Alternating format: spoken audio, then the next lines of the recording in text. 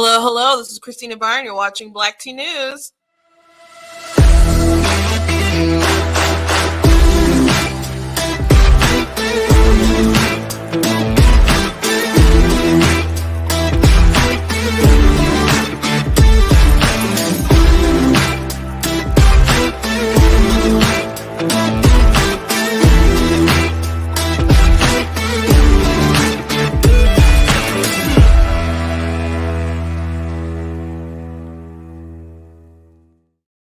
Hello, hello. Welcome to Black Tea News. I'm your host, Christina Barr, and today we're going to be talking about this article that was pretty fascinating that I read in the Washington Post about how woke is now just a dog whistle for Black.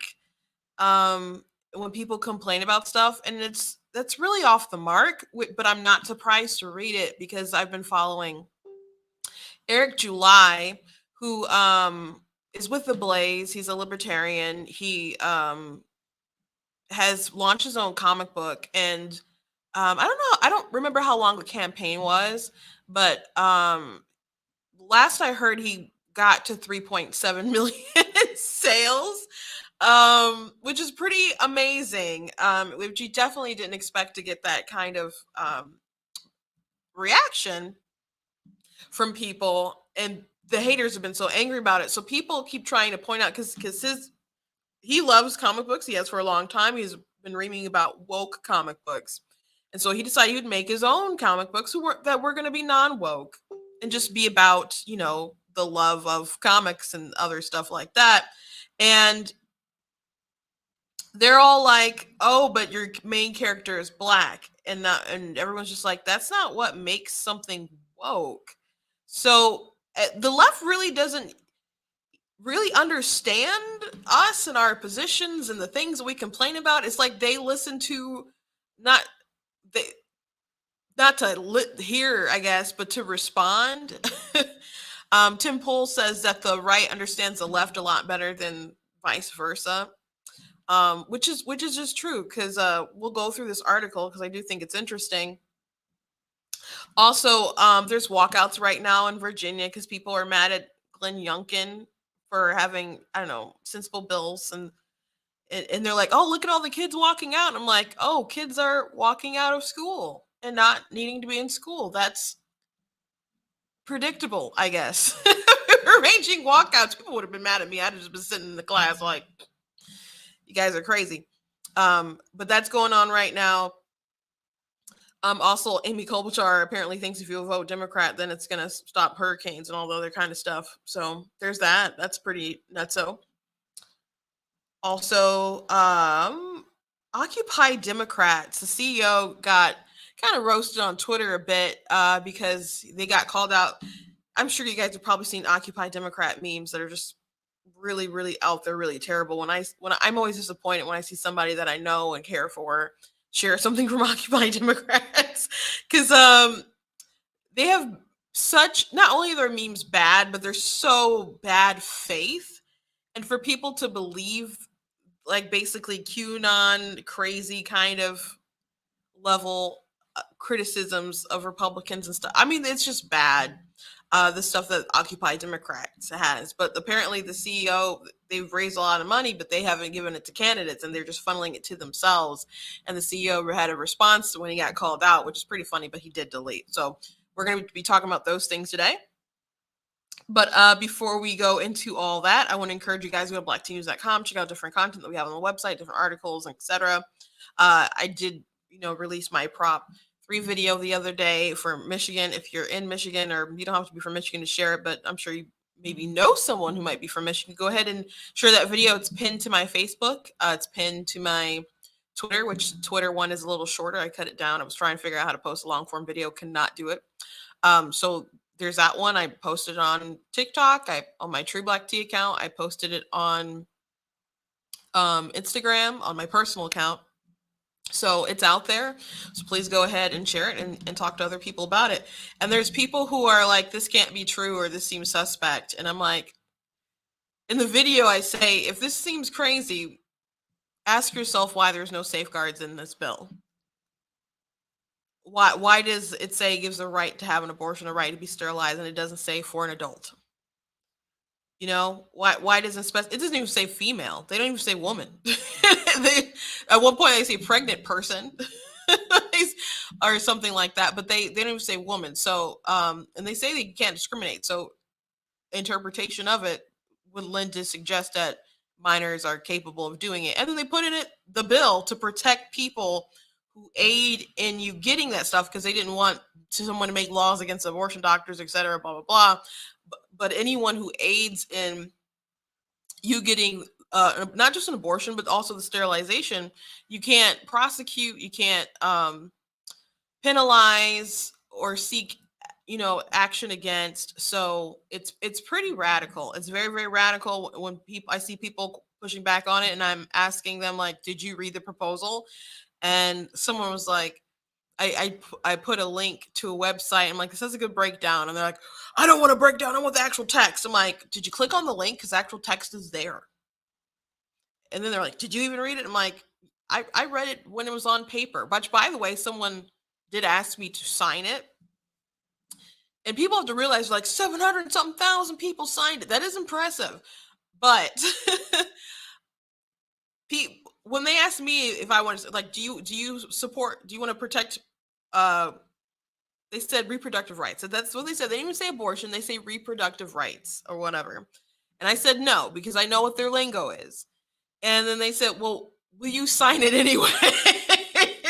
Because I don't know if they had a bunch of people who were paid or whatever, but I've been paid to collect, petitions and stuff before. And sometimes people are aware of that, and and even when they're like, I don't know, I'm like, man, come on, I gotta feed my family, it's gonna help pay my bills, and people will, sign it. People understand. So that's why they asked me to sign it anyway, because they're trying to reach their quota numbers. So I and how it was worded and stuff, I doubt like people actually turned it over and read what was actually on it. So they just say, hey, would you like to defend reproductive freedom? And go from there. They don't know how radical it is. It's pretty radical, but besides abortion port, there's a lot. I'm not going to talk about the whole thing today. I just wanted to mention that it's out there. Please go ahead and share it. Please check out different merch on the website that I have. You guys could check out, support that way on the site, like the pro-choice Men Are Sus, which, by the way, last night I shared a story on Facebook. There is a person who was canvassing in Michigan, I guess, with the right to life. And there's some kind of, all I know is there's some kind of heated debate or argument or something. And a man who was there wasn't even like part of the argument, I think, shot an elderly woman who's like in her 80s and hit her like in the shoulder. So she's survived. But I'm like, what kind of person shoots an elderly lady over politics? We're living in such a hyper insane time. And yesterday we talked about how there was a pro-life man who was raided by the FBI. Like, I don't know, was it like a year later after an incident that happened that local authorities thought there was no evidence to prosecute him on? Just really, really insane weaponizing going on with the DOJ, which we shouldn't be surprised because the Obama-Biden administration did that. They weaponized stuff. They weaponized our IRS. Remember that scandal? Oh, I'm sorry. The only Obama scandal was him wearing a tan suit. My bad. No, of course he had real scandals, but Biden is worse. Biden appears to be worse. And people did not elect him for this, but if you were paying attention, you probably didn't vote for him if you were paying attention. But yeah, got that shirt on the site. Check it out. You guys can get the You Are Not That Special mugs. Got the Roe and Casey Aborted. And of course, I'm going to show the goat hoodies. They're so awesome and comfortable. And I do have them in different colors. I think in navy and red and black. So go ahead and check that out at the website.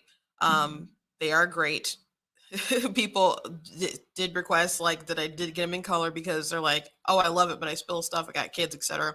I got you covered. You can get them in different colors on the website. So let's move on to the funny of the day. I don't have a meme. I just have a like an interview portion of with Amy Klobuchar talking about why you need to vote Democrat. And two, you've got leaders in Congress like Senator Schumer and Speaker Pelosi, as well as their Republicans that want to work with them, where we have been able to step by step push these bills through.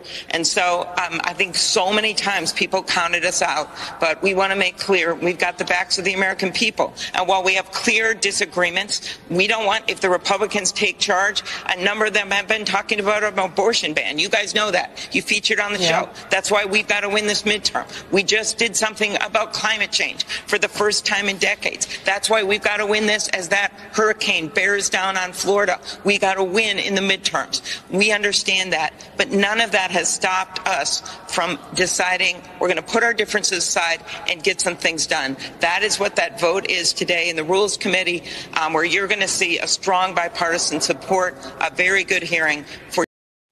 So, as the hurricane barrels down Florida, that's why you got to vote Democrat?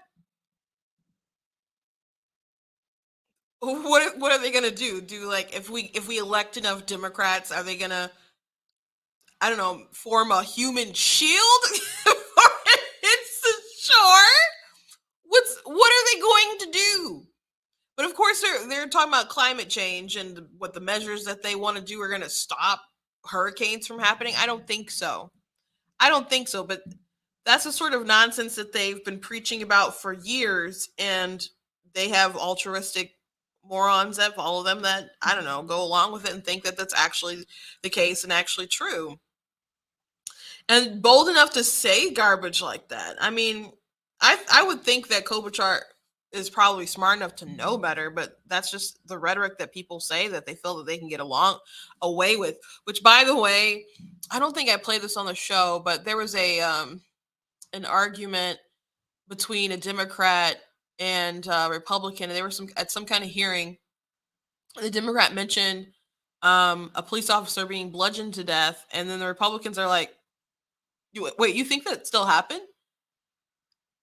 And and the Republicans were like, "We're not trying to troll you or anything like that. We just want to let you know, like, as far as I know, they like pull out a computer and they're just like, the officer, I mean, there were early reports, but that didn't pan out to be true. And Swetnick ended up, he died of other causes, like not related to that, or he wasn't bludgeoned to death with a fire extinguisher at the Capitol." And the Democrats were just like, if you're going to say it's not connected, I don't know what to say. It's like, bro, you're wrong. And they're just like, are you trying to, like, are you recanting that he's bludgeoned to death? Is that what you think happened? And like, if you can't say that it was connected, then you're just an awful person and blah, blah, blah. It's like, it's okay to be wrong. I don't like to be wrong. I really, really don't like to be wrong. But if you're wrong, you're wrong. And you can just kind of admit it and try to go on. You don't have to like dig your heels in and pretend like you didn't say the thing about being bludgeoned, because it's pretty specific, But that's the Dems for you. That's the Dems. Oh boy. So I want to talk about the Occupy Democrat thing really quickly. So Occupy Democrats, if you're aware of them I've never been in their main website, I don't think, but they have, social media on Facebook and Twitter. I don't think I've really seen anything on YouTube, but I'm sure they probably have something on YouTube. But they've been around for a while, and they will have posts that are just obscenely dishonest.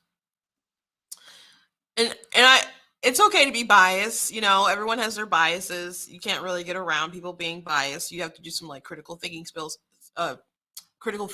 skills, use those to try to get over your bias and assess things.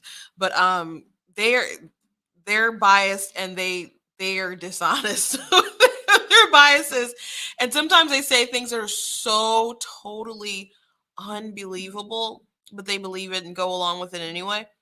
Now, I'm always disappointed when someone I know and someone I care for and love share something from Occupy Democrats. I'm always disappointed. I'm like, how can you not know better? I'm like, how can you read this post and believe that it holds any sort of truth, any sort of weight? And sometimes there are things that are radical and they're true, and you know, um, like this proposal three thing. Like I was talking to a friend of mine who's running for office last night, and she was talking about how she was talking to her dad about it, and he's like, "Is that true? Is that true?" And not that he expect her, you know, them to lie to him, but it was so unbelievable. So, but Occupy Democrats, it'll be something that's unbelievable, and if you know the facts or a little bit a whiff of the facts, you would know that they're posting something that is not true. But people just be like, "Yep, they posted it, those darn Republicans, so I'm gonna go ahead and share this." And so it's always a bit embarrassing, and I'm embarrassed for them, I guess. But Occupy Democrats got called out a bit by a shoe on head ended up sharing this. And so Occupy Democrats election fund pack run by Omar Rivero raised 797K from 2021 to 2022. They contributed $0 to federal candidates, and they spent 577K on fundraising consultants. And they asked, would Occupy Democrats and Omar Rivero care to explain? And so then they came back and said it turns out that 250K of the 797K went into the company, went to a company owned by Omar and his brother. So then I got this tweet below here that is from him that he deleted now. It's now deleted, but he said, if you understood the time and effort that goes into making viral memes and the impact they have, you might respect our work. So, okay, so if they actually respected their work more, perhaps they would fund candidates instead of spending $0 on them, at least the federal candidates, and raising a lot of that money and having such a huge chunk of it go toward the company with him owning his brother. Like I don't mind people going ahead and paying themselves, but people have to understand when you put money into a campaign and stuff or some kind of political thing, it might not go toward a good thing. It might not go where you think it should. Once you give up the money, it's pretty much what the person deems. I mean, you can, like, if you've been bamboozled or something, there are laws where you can, you know, take action or something. But sometimes people take money and do bad things with it. Like the Brighter Michigan PAC, I'm in their studio today. They actually put all their money toward candidates pretty much. It goes back in. The only person they really pay is their lawyer. So they do great work, but there's a lot of people who do stuff as far as campaigning, having PACs, etc. And they might do a little bit, but it's mostly like a money laundering scheme, and it's a grift. I don't know. It's fair to call it a scheme, but people are bamboozled in a way.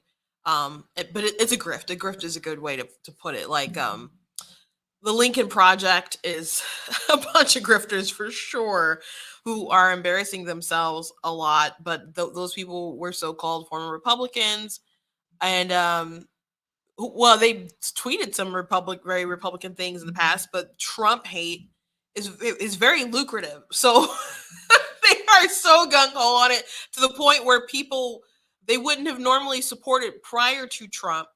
They got to continue hating on them too, because the people who fund them, the people who give them money are Democrats. So they still want to keep their reputation as like, well, we're on the right, but these people are so radical, we can't support them.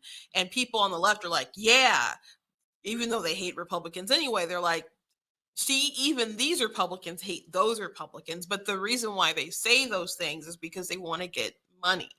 And they have raised a lot of money. And they've put out some pretty terrible ads, in my opinion. Maybe they think they're great. I'm pretty picky about my political ads, saying that, you guys know that I would make hit pieces and stuff. So I'm pretty like, that sucks. That one's good. That one's not. I have pretty high standards, I suppose. But Occupy Democrats puts out some terrible stuff. So this comment about their memes, like their worth is so, like they've earned all that money, like the right to have it for themselves and pay themselves that much out of it. I guess it's their brand is could be impressive. I mean, I do see it a lot. If there's like something that someone shares, it's normally them, right? Occupy Democrats. So I get that, but I think they're overestimating themselves a bit. There's definitely people who maybe don't have their platform, but who definitely make better memes than them. Definitely make better memes than them, but they do benefit from having a, I don't know, gullible, silly, not fact checking audience. So, but I definitely wouldn't. I'm not going to discredit everything that they've done to build what they have, but I just don't think they're worth that kind of cash. Especially if they're raising it and people think it's going to go toward something other than a meme machine, right? Um, Money, especially if it's like a local race, like a federal candidate, so much money goes into these races, and if it's a tight race and a couple checks can make a difference and you're like $0, is that like acceptable to the people who think that you're gonna invest in these candidates? I wouldn't say so. And again, I don't respect their work enough to feel that that's a justifiable answer. And ultimately he did delete this, so it's humorous, for sure, but people on the right and the left need to know that some people use politics to gain money, and it's just the truth. And it's a sad reality on the right and the left, you know. And some people will run in seats because they know that they can raise money. They'll know that they can't win. Now, I think it's important to run in seats that are unwinnable, because when you have to work to make it winnable, and sometimes you have to dump a lot of money into that to even make a difference. But the way to transform those areas is to do long, hard work over a long period of time, because people aren't just going to wake up and flip and decide to change an 80-20 district or something like that. So it does take money, but it does take time. But there are some people who just purely use it as a cash grab, and it's unfortunate, because you just see people who are so enthused, people who are so excited, people who are so hopeful to make a difference, and they invest in something like the people who invested in BLM. I know so many people who use that hashtag, etc., and they're willing to give, and they raised 90 million in like 2020, right? And then a lot of these people took money and bought homes or invested it into their own businesses and the families, etc. And I don't. I tried to warn people. I tried to say, like, this group's not good. They're not into good stuff, etc. Blah blah blah. Now, I didn't have the foreknowledge to know all the stuff they were going to do and mismanage the money. But people at the time felt that they were doing a courageous thing. And even though I passionately disagreed with them, and I mean passionately, they still were trying to they were coming from a good place. A lot of people were, and people mismanaged their money. And that's never a fun thing. I feel bad that people will get swindled in politics all the time. I'm involved because, well, it's important to me. I think these issues are important to me and everyone, and how it will ultimately affect people. So I don't think that they're worth 250K to their own business, but can't say that they didn't build an impressive social media following. I can't say that. Okay, moving on. That's all I got to say about that for now. Um, let's talk about this Washington Post article about the woke is the new white. I mean, the dog whistle for black. So, this is from Damon Young, and again, I'm not really surprised at all this because I've seen people misuse or misinterpret what people mean by woke. And so we'll just go through it and I'll explain. Here's Urban of woke is now a dog whistle for black. What's next? There's Urban, of course, and Urban's cousin Inner City. And then there's at risk, undeserved, and fatherless if talking about our children, marginalized, low income, and welfare dependent if talking about the parents of those children, which, by the way, all those things can be associated with he's making the assumption or the assertion that those terms are connected with black people. um that can span a lot of different people. There's a lot of white people who are low income, went to school with a lot of white people who are low income, especially when you get into rural areas. Unfortunately, the fatherlessness numbers, they're high, across the board with quite a few folks, but we know that it's really high with the black community, unfortunately. But just because you live in a fatherless home, my automatic ass- assumption wouldn't be a black home. Or that's not the thing that's going to just automatically, I think, pop into my head, though I'm aware that those numbers are disproportionately high. Um, Marginalized, I don't think black would be the first thing that would pop into my mind. Um, but again, these things can, because marginalized is like anyone basically in the oppression Olympics. Marginalized is anybody besides a white cis man, right? Basically. So, yeah, I don't think that they got that all together there. So we live in a democratic strongholds like Chicago, but we're also socialists and low information voters taught critical race theory by Marxists, so we can be anti-American. Our neighbors are sketchy and depressed ghettos filled with thugs and transient Section 8 renters, employable only through affirmative action, diversity quotas. If we choose to play a sport, we are naturally gifted, ungrateful, intimidating, and somehow both aggressive and lazy. So he's saying all those things are attributed to black neighborhoods. So, um, not true, not the case. um, there's lots of people who can fit into all that stuff. Um, I mean, I guess Marxist is like, when you hear Marxist, is black people really the first thing that pops into your mind? Like, I guess it'd be some skinny person with like a weird haircut to the side, some hair coloring or something, and probably a white kid so I know they're reaching with some of these. Um, Oh, I think I skipped the line where you said critical race theory. He said, in the decades since I first became aware of the coded language used to indicate black people, I've lost count of how many different euphemisms I've read and heard to describe, well, me. I even considered creating a drinking game. I'd take a shot each time I'd heard a racist dog whistle during a politician's speech, but I probably would have died.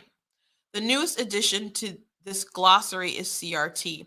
You have black teachers, black administrators, or black school board members. That's CRT. That's not true. That is not true in the least bit. That I again, That's not even what would pop in my mind. And that's not even who I hear talk about CRT all the time. I hear white people talk about CRT all the time. It's not even black people.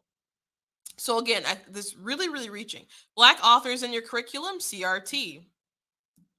You happen to teach a version of American history that doesn't catapult to the capitulate to the concept of American exceptionalism, CRT. Soon, CRT will be given sentience. It'll be blamed for sham robberies, phantom murders, and the NCAA's transfer portal. Cops will stop and frisk CRT and will plant guns on it when the search is clean. Parents will take their children out of schools fearing that CRT will ask their daughters to the prom. This is so ridiculous. And again, Tim Pool says that the left just doesn't understand the right's criticisms. The issue with CRT is that it has this oppressive system,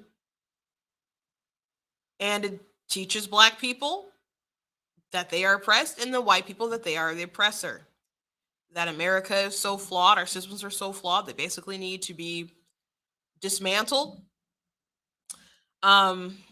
Start over again. And instead of like the view of like civil rights where we move forward, they're like, no, we gotta destroy everything and start over.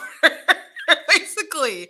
And they criticize the civil rights movement like in their different writings for it. So I've got articles on Black Teen News about CRT for sure. But again, the first thing in my head when I think about people who push CRT, I think about like, and I've seen like big black accounts like pushing it, and there are like black Marxists out there, like the people who run um Black Lives Matter are trained Marxists. And if you're a Marxist, you're actually a Marxist. You're just a Marxist. But that doesn't mean that's the first thing that people go to when they talk about Marxism, that they think black people. So he's so desperate to make labels that he's just really, really reaching here. And I guess that's really maybe actually how he feels, but I guess the purpose of the piece overall and it being published is that people want to associate all these things with a racial aspect. So any sort of criticism, if you talk about CRT, it's like, well, that person's racist. And it's like, no, CRT is racist. Because they've been trying to do that for a while. And people pretend that it's not in schools when it is. Let me see if I got yeah, like they had these CRT school stuff with Kimberly Crenshaw, who is black.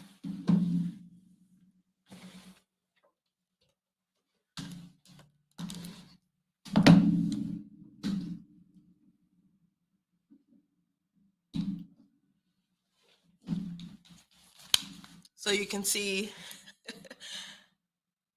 that she had like a summer school thing. She actually went on Joy Reid's show, who was trying to pretend that it didn't exist. And she's like, I don't want to ask you this question because I don't want you to think I'm dumb. I don't think it's a dumb question, but you're not really pushing like Marxism and blah blah blah. Which she didn't answer the question. Like Joy asked it like twice, but she dodged it. And she's like, I know it. She's like, I'm one of the people who like founded CRT. I'd know if it was in schools. And then she did stuff like this. You know, she did stuff like this. So there are people who push it who are black for sure, but like some really big TikTok accounts who are really pushing it for people and defending it up and down. A lot of the folks I've argued with about it are white. A lot of people who are pushing the identity stuff are white.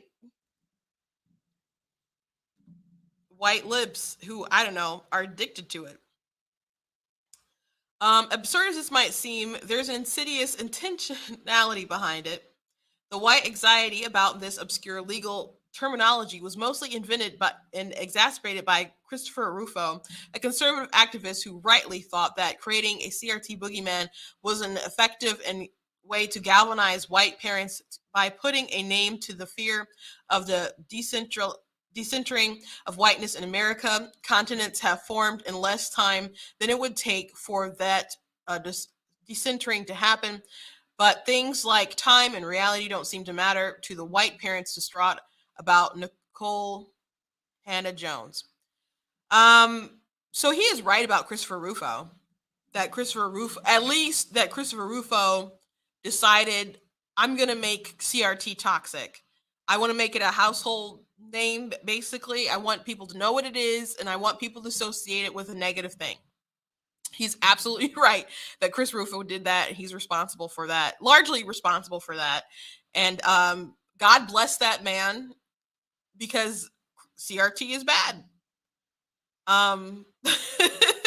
It is an academic discipline. Like, people are like, oh, people only learn it in law schools. It's like, no.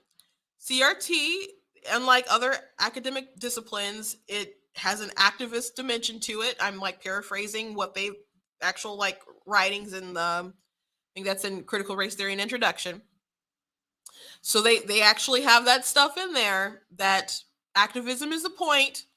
And if you're trying to change the world, would you just wait till someone got to law school or someone got to college? No, because what if they never even get there, and you want to incorporate it in schools, and it has been in schools. By the way, in Detroit, the superintendent for Detroit Public Schools said that it's in the schools, so it's there, it exists, and they're trying to push this stuff. And CRT is really into that oppressee, I guess, or whatever sort of mentality, and you can't get around it. And people are defending it so tough, and a lot of people don't know anything about it. When I went to that Democrat Party picnic last year, and I was like, is this something you guys want to die, a hill you want to die on? And they didn't know I was a Republican. And then the Democrat Party chair of Oakland County was like, it's just racist. I'm like, no, CRT is racist. So I start like explaining it, breaking it down, what it is. And she's just like, I've looked into their eyes. These people who go, they're racist, etc., blah, blah, blah. And she had admitted to me also that she didn't know anything about it, hadn't read up on it, but the people who are against it are racist. And not knowing that, which was a weird thing to say to a Black woman who obviously didn't like it. So I'm not racist, but she wants me to like, just be like, oh, it must be cool then because the people opposed to it are racist. Not knowing that I know people have talked and given like lectures to people about CRT and other stuff, and how it is in the media and how people are pushing it and the kind of the gaslighting with it. I've written articles on it, explaining the stuff to people for a while. So I know, like, can put names to faces of people who've gone to these school board meetings and protested. They're not racist. I'm not going to say all of them aren't racist because I don't know everybody, but they're not racist because they don't like CRT. And Nikole Hannah-Jones, she's with the New York Times, started that 1619 project, and it's like historically inaccurate. How are you going to be with the New York Times, make basically a fan fiction history, and then get a Pulitzer Prize, and then want to change, which they gave themselves probably awards so they could put it in the schools and make it more academic and stuff. And people aren't supposed to be concerned about that when they want their kids to learn history, and you want to interject all this racial stuff? Get out of here. Get out of here. So Chris Rufo, he did definitely make CRT a household thing that people need to pay attention to. But he was right to do it. He was right to do it because it was in stealth to some regard. And then people start really, really pushing. And now that people have talked about CRT so much and it is so toxic, people are now changing the terminology now. So now they're kind of moving on to DEI, diversity, equity, and inclusion in the schools. But some people are still gung-ho about the CRT. I'm going to keep going. Then there's woke, a word I'd argue has undergone more shifts in connotation than any other word in the 21st century. When I was in college in the late 90s and early aughts, it was used exclusively by Black people to describe the Black people so socially conscious that it bordered on parody. Yeah, I would say that's kind of still accurate. Yeah. Unfortunately, one of us left the gate open and said it in mixed company, and eventually entered into the mainstream as a synonym for political correctness. As I wrote 4 years ago in a New York Times essay about it, you were woke if you recycled or maybe just retweeted an infographic on the virtues of recycling. It expanded again during the Obama presidency when it was used most frequently to articulate a specific type of white progressive performance. Think Bradley Whitford's character in Get Out saying he would have voted for Obama a third time. It was around then that the right finally caught wind of it, since they are 20 to 60 years behind everything. It became their umbrella for literally anything that even hinted at possessing a sliver of social consciousness. My favorite is how the NFL, the same National Football League that makes each game like a flag day, is now too woke for some conservative sensibilities. Yeah, when you're like kneeling during the national anthem, why would that not be offensive to people? To most people. You said today woke is mostly used by the right to signify the presence of black people or women where they didn't expect them to be. So this is like the juicy part we get in. That's not what woke is. That's not woke is. Not at all. But we'll read this paragraph and then I'll commentate. To them, the word is one big birthday cake with a surprise crouched inside of it, ready to burst. And they're expecting Kenny Chintzy, but get a Pusha T. I don't know who that is actually. It's a bumbling linguistic jitterbug where a historically black place like Harlem wouldn't be considered woke, but a politician from Harlem automatically would be. The NFL is 60% black, not woke. An NFL team hires a black coach, wokeness gone wild. A black Little Mermaid, they took all the water out of the sea and replaced it with liquid. Woker. Fantasy franchise spinoffs, House of the Dragon, Lord of the Rings of Power, are now woke because apparently these elves, hobbits, and fire-breathing dragons are more believable than black people in Middle Earth. Pause. That is like, so this is the thing where they totally miss the mark and they don't understand people at all. They don't understand the right at all. Now perhaps he's right about like people catching up to woke, because I mean that does kind of feel like a more recent sort of phrase that people have really been saying. But people have been saying it for a while, but it obviously it's part of our everyday vernacular. When we say woke, we don't mean just because a black person is in entertainment. So I started talking about this, that Eric July, and this is an old tweet of his when his launch first happened for his book. So he made $1 million pretty quick when he launched. So I did get his book. I'll let you guys know how it is. With the final night of his campaign, he was at 3.7 million. So anyway, that character there is his main character, Isom. And so Isom is black. And so people were criticizing Eric July because he's like, I'm sick of all these comic books. I'm sick of how woke they are. Fat Poison Ivy, Tim Drake, who's been in existence for like 30 years, all of a sudden is bisexual. Superman as a gay son, who they aged up so he could have a cyber hacker boyfriend or something, and they protest for refugees and climate change and all that other kind of like, it's just woke everywhere. Everything's so woke. And so he complained about it. People complain about it. And it's ruined. The ideology is ruining a lot of good stories with comic books, and it's just making people roll their eyes. A lot of people who've invested their time and their money all through these decades are like, I'm not into it anymore. And he's like, you know what?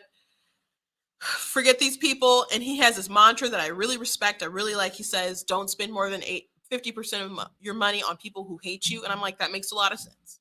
That makes a lot of sense to me. It's one of the reasons why I haven't seen like any Disney, Marvel, Star Wars, anything in a year.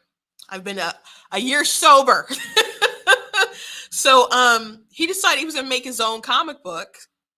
And actually someone left like DC and after like the Superman thing and was like, you know what? And he's actually doing stuff for Eric and he pays his people well. And so he launched his campaign It was more like it was a pre-order campaign. It wasn't a fundraiser to make the book. It's already produced. It's just a pre-order. And he made over $3.7 million. I'll have to look it up later to see how much like he closed out with, but obviously phenomenal. He did a great job. But people were saying like, oh, he's saying he's not making woke comics, yet his main character is black. That's not what we mean by woke. That's not what we mean by woke. When you're just trying to force your political agenda and it's so obvious, that's when it's woke. But so making an original character, a black man making an original character, making his whole darn story, a whole darn story, not repackaging the same character as just a black person. He made his own darn book, made his own darn character. Just someone being black doesn't make you woke. And no one knows any other facts really besides he there's put out a little summary of what the book's about, but no one's read it. No one has read it yet. It hasn't come out. So people making all these assumptions that it's woke solely because he's black. And so this writer mentioned Lord of the Rings and Rings of Power and people complaining about that, which Lord of the Rings, Rings of Power and House of Dragon, and how they've casted people who, shouldn't be black as black, and people complain about it. I've seen less people complain about House of Dragon because apparently people say that that's a good show and Lord of the Rings, Rings of Power isn't. I haven't watched either of them, so I can't say. I've seen some clips of Rings of Power that are suspect. I've seen some clips that are pretty suspect. But there's people who have read Tolkien and are like, this doesn't make sense. This wouldn't be this way. And you are changing stuff for your, instead of trying to be accurate and respect the actual lore. It's not about me being able to not perceive that there'd be a fantasy realm where there'd be dark-skinned people. It's just that it's not this story, or these people that would be here in the story at this time. So that's what people are like not grasping. But to say like, oh, they're just racist, or they just don't, they can't imagine black people being part of Middle Earth. Well, there's context. Like someone actually made a story, and like someone talked about the Little Mermaid the other day, and they gave such a good example. It's such a great example. They compared it to Sonic. And if you remember the Sonic trailer that came out at first, how Sonic looked did not look like Sonic. I don't know what they were trying to do, but it did not look like the cartoon Sonic. The CGI was awful. I don't know what kind of animal they were trying to go for. But it was awful. I don't even know how to describe it. If you haven't seen it, like the original Sonic, how the original Sonic looked, go look at how the original Sonic looked before they decided to change him around. And so he compared Halle Berry's Little Mermaid to that, because it's like, he said, I love video games. He's like, but if Sonic still looked like this, like, and he showed the original picture of what it looked like before they changed everything. He said, I wouldn't have seen the film. He said, I wouldn't have seen the film if it looked like this, because that's not Sonic. So people responding to the Little Mermaid thing, it's just, that's not their Ariel. It's not that all these people are racist. It's just that they're accustomed to a character for over 30 years and you decided to change it. And you could do a palette swap, like it's in video games, you have a character and they didn't have time to make a whole new character or something, or they just got basically a different, but you want to play somebody else, so you just change their color, their outfit from blue to red. Like that's a palette swap. People aren't racist. It's nostalgia. It's wanting to see the character that they grew up with. And changing them. I'm kind of sick of talking about the Little Mermaid, but what I don't appreciate when people talk about the Little Mermaid is a blatant dishonesty. That's what I don't like about it. And that's what bothers me the most, right? So you guys know my opinion is that characters should pretty much look like how they're supposed to look like. And as someone who is a content creator, I think it's pretty disrespectful of Disney to not do justice to their own kind of character in that sort of way. But their live action, so I'm not interested in any way. Even if they changed a bunch of stuff, I'm not surprised. So I'm not emotionally very invested in it. I have other sisters who liked Little Mermaid more than I did anyway, who are like annoyed more than I am. But what really annoys me is that people are acting like it's no big deal that it was a change, and it was no big, they're like, oh, you guys are overacting over a fictional mermaid, a fictional fish, and blah blah blah, when they wouldn't feel that way if she was always black and they changed her to white. Now white people will say sometimes, oh, I don't mind if there's a race change because if it's not integral to their character, blah blah blah, it's not a big deal. um which, if it's kind of like a throwaway character, I guess I don't tend to really, I guess I would tend to kind of more agree with that. But they changed it because race does matter. They changed it because race does matter to these people who changed the races. They changed it because they think that it does matter. And the people are saying it's not a big deal wouldn't feel that same way if it was in reverse, because if you change the race of, if she was always a black mermaid, and these characters were always black, and then they change it to a white person, they they'd be like, oh, you guys are whitewashing, and you say, well, the race isn't important to the character, and they're like, no, race is an integral part of the character. And I think part of that, I've showed you guys like this Pew Research a lot, and I've talked about how black people view their identity as being, well, black people view blackness as being part of their identity, where white people might be like 15% who see it central to their identity, and black people it's like 85%. So people view race differently. A good example.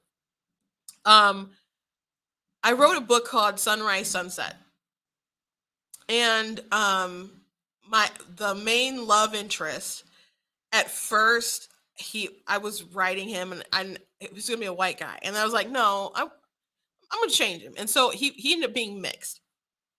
And so basically all I did was, about the character, was change some physical attributes of him. And then my sister was reading it and she was like, yeah, you wrote him like a black guy. And I'm just like, I'm like, that's, he wasn't black when I first started writing it. I just changed. I'm like, so how did I write him as a black guy? And I don't think he's too far different from all the other characters that I write who aren't black. But people attach such a perception to race in general. So I I just don't like the dishonesty about it. And Disney purposely wants to make their characters more diverse or inclusive, but they don't mean make more characters. They mean they want to replace classic characters with, and make them gay or make them black or Hispanic or whatever. That's what they mean by inclusion, less white. Like the Coca-Cola slogan, be less white. So that's what these companies are doing. So I just don't like the, and we know Disney has said that we Chris Rufo actually got, his hands on some meetings and stuff that they had, talking about how they have a goal to basically, they want like half their characters, I think, to be either like of color, LGBT, or something like that. So they have an agenda that they're driving because they think it's important. And the people claiming that it's not important, they actually think it's important too. So I just don't like the dishonesty about it. That's what really really bothers me. But the agenda, and when agenda like overrides the the story, or if it overrides the source material, something like, that's when people are like, that's what, like the NFL thing. Like, yes, there's a lot of black people in the NFL. When you're like hiring people because they are black to fill in different quotas, it's not good. I saw a video the other day, and someone was talking about how they run a business, and they just realized their friend is racist. And he was talking to his friend about how another friend of his was trying to get a job, and he couldn't get hired. I think it was somewhere in California. So he just decided to keep off his race, and he got hired right away because he has great credentials, but he's just a white guy. And and so he asked his friend about it, like, what do you think about that? And he's like, oh, but these companies they're very race conscious, so they want inclusion. And he's like, okay, but if he's qualified for the job, don't you think that they should hire him for the job? And then they're like, and they kept defending racially discriminating against this white person. And so he's like, that's racist. And he's like, no, that's not racist. It's like, it's just, you just want to promote inclusion and stuff. Like, no, that's actually racist. So people don't like the agenda behind different stuff. Or when it comes to like females, because he didn't mention females. People don't like when you have a female character that's not a fleshed out character, who's there because they're a Mary Sue, because they're so awesome and perfect and so much better than the men. Then you demoralize the men, then you demasculate the men so she can rise and be better.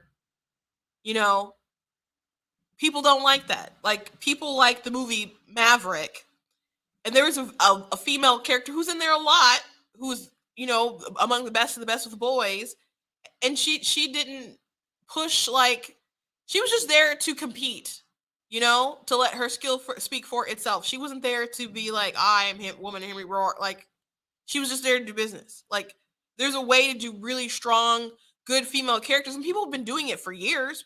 The same people who complain about Rings of Power main character, loved Ripley.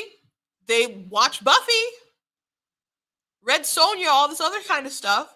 But no, they don't like the female Ghostbusters.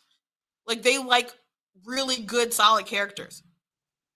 Someone said that if a character like Toph from the Avatar Last Airbender, she's a, I don't know, maybe like 11 or something, and she's blind, and she's a master at the technique of earth bending. They're like, oh, that would have been woke back then. It's like, no, she's a really good character.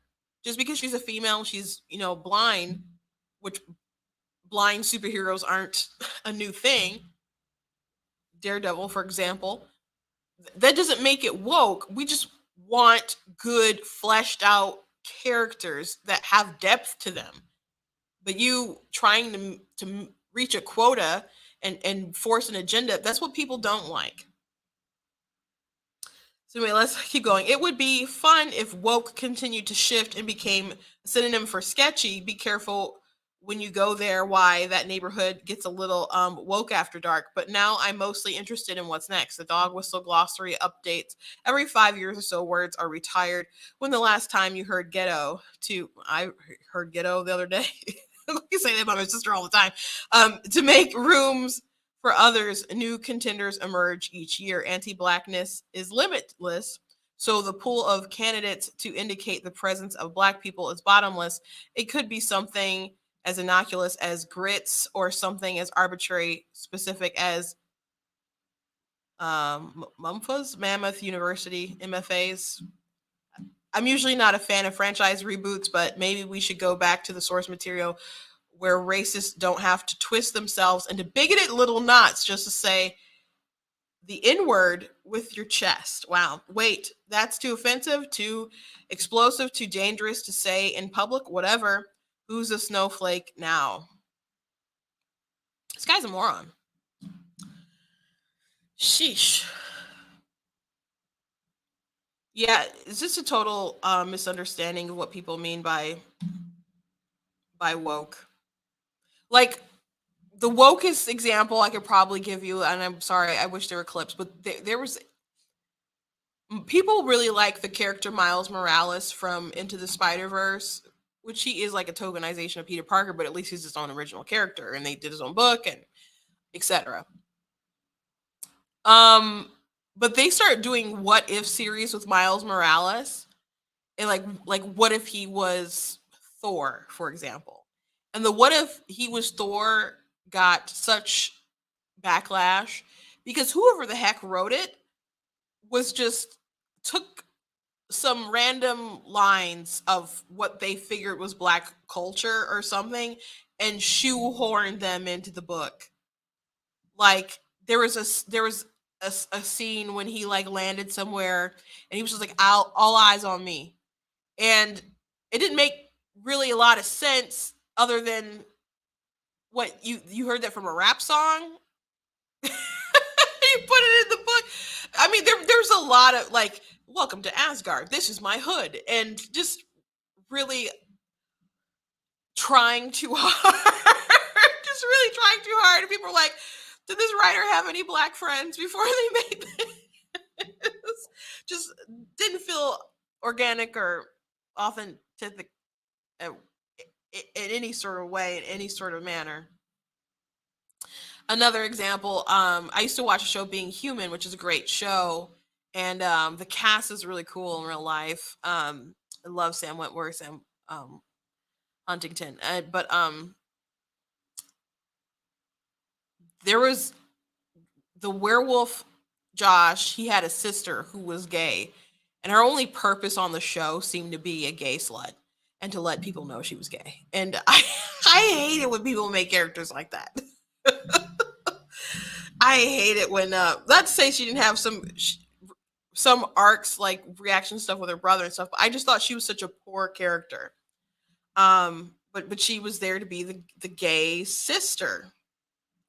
So that's what she was. So people, you can have diversity and be inclusive, but you just don't like the obvious agenda and poor characters. That's all. That's all. But mentioning the NFL and other stuff, it's just clearly in the rant about CRT just doesn't really understand what we mean by woke.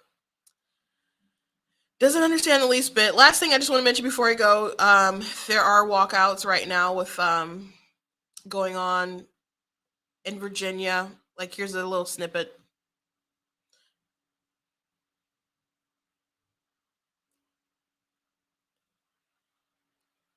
And they're all like, watch this live. And again, kids will walk out and not go to school if they can. I'm not saying these people, they're not passionate about the issue or what they've been told is the issue with Youngkin and gender pronouns and not wanting the school to hide things from their parents and inject the identity gender stuff into the schools and go to war with parents. The media phrases it and is so dishonest with these kind of conversations. So people are probably out there doing passionate stuff, but then when you get peer pressure, you're going, someone else goes, you go, etc. So the media is like really into this and making that sort of the image. But from my understanding, Youngkin has a over 50% approval rating right now. So I don't see this moving the needle at all. So just wanted to mention it.